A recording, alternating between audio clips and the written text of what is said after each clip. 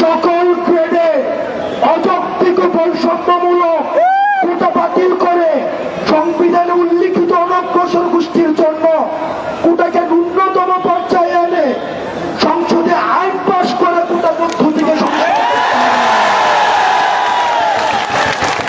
পুনরাবৃত্তি করছি। সকল গ্রেডে অযৌক্তিক বৈষম্যমূলক কোটা বাতিল করে পুনরাবৃত্তি করছি। সকল গ্রেড, শুধু প্রথম এবং দ্বিতীয় শ্রেণীরা, সকল গ্রেডে যত ধরনের অযৌক্তিক বৈষম্যমূলক নাতিপুতি সহ এই কোটাগুলোকে আমরা সেগুলোকে অযৌক্তিক কোটা বলে মনে করছি। পোষ্য বলতে পশু পাখিকে বোঝায়,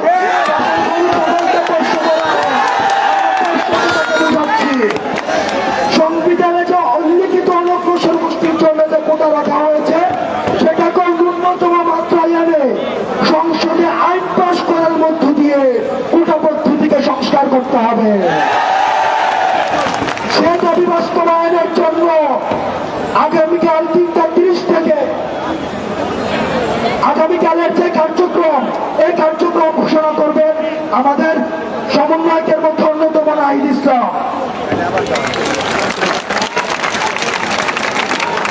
প্রিয় বন্ধুগণ, আমাদের ছড়িয়ে যাচ্ছে নগর থেকে নগরে, মহানগর থেকে মহানগরে।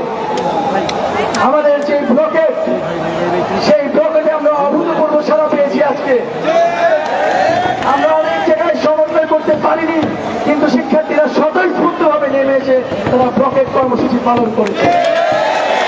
আগামী দিনে এই ব্লকেট কর্মসূচি আরো ছড়িয়ে যাবে।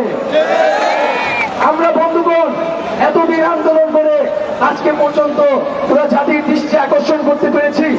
আমাদের প্রধানমন্ত্রী তিনিও এই বিষয়ে কথা বলেছেন, কিন্তু আমরা শ্রদ্ধার সাথে বলতে চাই যে ওটা সংস্কার আন্দোলন যে যৌক্তিকতা ছিল, সেই যৌক্তিকতা আমরা 18 সালেই প্রমাণ করেছি।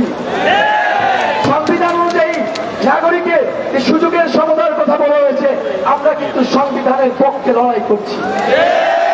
বন্ধুগণ, আমাদেরকে আদালত দেখিয়ে লাভ নেই, আমরা আপনাদেরকে সংবিধান দেখাচ্ছি। তো বন্ধুগণ, প্রধানমন্ত্রী নিজেই সংসদে দাঁড়িয়ে আমাদের কোটা বাতিলের পক্ষে রায় দিয়েছিলেন।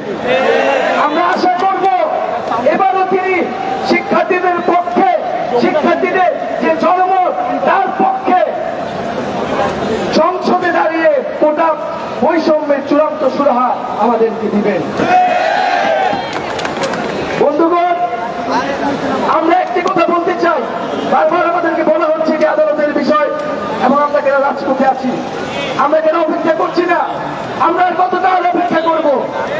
আমরা 50 বছর অপেক্ষা করেছি। আজকে 2018 সালের পরেও 5 বছর পরেও 6 বছর পরে আজকে হঠাৎ করে আবার সেই কোটা ফিরে আসছে। আজকে শিক্ষার্থীদের পিঠ দেওয়ালে থেকে গেছে। আজকে আমাদের কাছে আর কোনো অপশন নাই। আজকে হয় আমরা দাবি আদায় করে আমরা ঘরে ফিরবো, আমরা ক্লাসরুমে ফিরবো, অথবা আমাদেরকে এই দেশ ছেড়ে চলে যেতে হবে। আজকে যেই দেশে মেধাবীদের মূল্যায়ন নাই, সেই দেশে কেন মেধাবীরা থাকবে?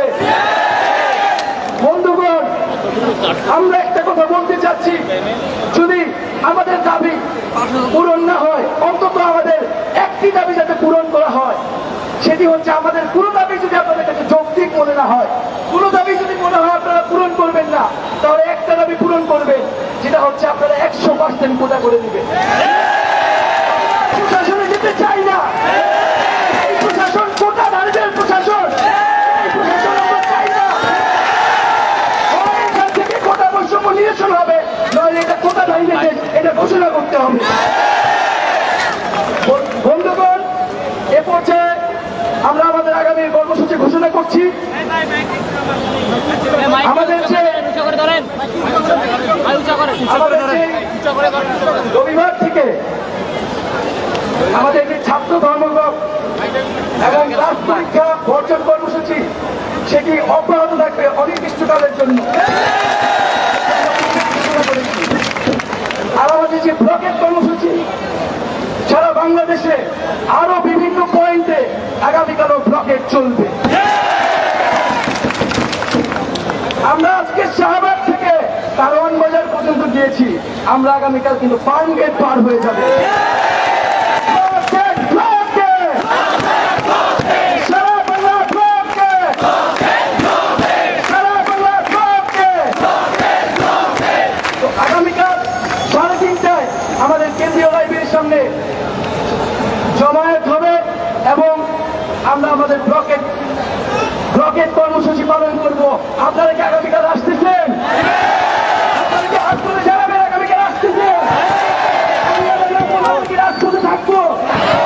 আমাদেরকে অবশ্যই থাকতে হবে। মনে করেছে আমরা ক্লান্ত হয়ে ফিরে যাব, কিন্তু আমাদের সেটাকে ভুল প্রমাণ করতেই হবে। আমরা 52-তে হারি নাই, 63-তে হারি নাই, 71-এ হারি নাই, 18 সালে হারি নাই, আমরা 24 সালেও হারবো না।